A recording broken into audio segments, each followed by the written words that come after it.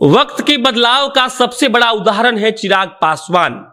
वो चिराग पासवान जो कभी सोने की चम्मच से खाते थे, आज वही पार्टियों के मीटिंग से ऐसे निकल जाते हैं जैसे लगता है कि उनके पास आज कुछ भी नहीं है।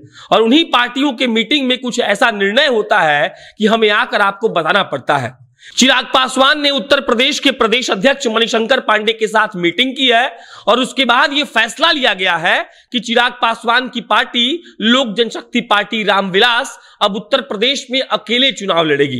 ये अपने आप में बड़ी खबर है, क्योंकि चिराग पासवान का जो बंगला खाली होने वाला था वो अब तक नहीं हुआ है और यह कहा जा रहा है कि बीजेपी का जो शीर्ष नेतृत्व है वो अभी भी चिराग पासवान से थोड़ा सा लगाव रखता है, इसीलिए चिराग पासवान को मोहलत दी जा रही है। और जब बिहार विधानसभा चुनाव के वक्त चिराग पासवान ने अकेले चुनाव लड़ने का फैसला लिया था, लेकिन उस वक्त उन्होंने भाजपा के उम्मीदवारों के सामने लोजपा का प्रत्याशी नहीं उतारा था।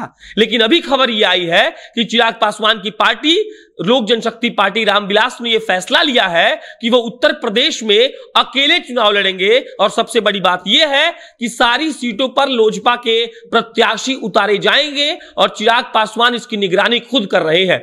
लोक जनशक्ति पार्टी के आधिकारिक ट्विटर हैंडल से यह ट्वीट किया गया है कि अब लोजपा यानी कि जो रामविलास की लोजपा है जिसका अध्यक्षता चिराग पासवान कर रहे हैं, वो लोग उत्तर प्रदेश में चुनाव लड़ने वाले हैं और इसकी तैयारियां अब शुरू कर दी गई है।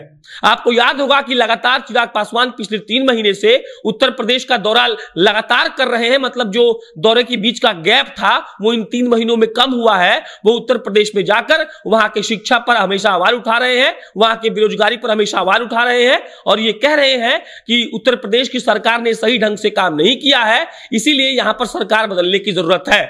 इसका मतलब यह साफ है कि चिराग पासवान भाजपा का विरोध कर रहे हैं। भाजपा का विरोध करना मतलब चिराग पासवान एक नई मुश्किल अपने सामने खड़ी करने का कोशिश नहीं कर रहे हैं, बल्कि खड़ी कर चुके हैं। और पशुपति पारस ने जैसे उनके साथ गद्दारी की थी, उनके हिसाब से 5 सांसदों को काटकर लोकसभा में खुद नेता पक्ष लोक जनशक्ति पार्टी के नेता बन गए। और उसके बाद चिराग पासवान ने बहुत कोशिश की कि उनकी पार्टी उनकी बन के रह जाए, लेकिन उसके बाद चुनाव आयोग से यह कहा गया कि उस पर फैसला बाद में आएगा, अभी आप लोक जनशक्ति पार्टी रामविलास के नाम से पार्टी चलाइए। और अभी खबर यह आई है कि चिराग पासवान उत्तर प्रदेश में जाकर अकेले चुनाव लड़ेंगे। अकेले चुनाव लड़ने का मतलब यह है कि भाजपा को सीधा सीधा वो खुला चुनौती दे रहे हैं इस बात के लिए कि हम जाकर चुनाव लड़ेंगे अकेले और आपके खिलाफ। नुकसान जो होगा वही भाजपा को होगा, क्योंकि रामविलास पासवान का जो वोट बैंक था वही थोड़ा बहुत कन्वर्ट होगा चिराग पासवान के लिए। और वो वोट बैंक अगर रामविलास पासवान होते तो शायद गठबंधन में चुनाव लड़ने से भाजपा की तरफ झुकता। लेकिन अभी चिराग पासवान को मान लीजिए 1 वोट भी मिलता है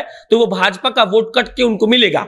हालांकि यह भी कहा जा रहा है कि चिराग पासवान ने अंदर खाने से यह कोशिश की थी कि वहां पर कम से कम गठबंधन हो जाए और कम से कम किसी राज्य में तो भाजपा उनके साथ हो, लेकिन शायद बात नहीं बन पाई। और चिराग पासवान ने यह फैसला लिया है कि अब उनकी पार्टी उत्तर प्रदेश में अकेले चुनाव लड़ेगी और उत्तर प्रदेश के सारे विधानसभा के सीटों पर चिराग पासवान, जो रामविलास पासवान के बेटे हैं जिनकी मृत्यु के बाद चिराग पासवान अकेले पड़ गए थे, वो अब चुनाव लड़ेंगे। बाकी इस पर कोई अन्य अपडेट आएगा तो आपको हम बताएंगे। मेरा नाम प्रशांत राय है, आप जनता नेशन देख रहे थे। बहुत बहुत धन्यवाद।